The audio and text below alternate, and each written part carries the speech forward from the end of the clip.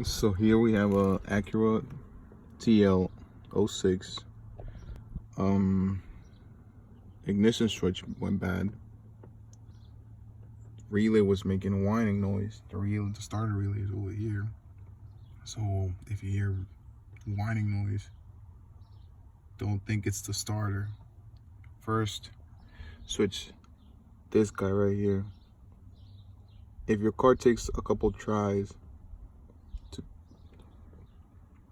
to turn on, from the ignition, you turn it once, twice, third time it turns on. Most likely, the ignition switch is bad. How do you get to this guy? Just take the steering wheel cover off. It has 2 bolts at the bottom, 3 bolts actually. This guy has 1 bolt here and 1 bolt. Let's see, where is it?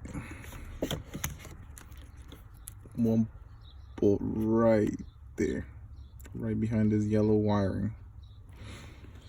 So first, if your car ever has problems turning on, switch this guy, because I switched the starter, the relay, and nothing. It was still making the same the relay was making the same whining noise.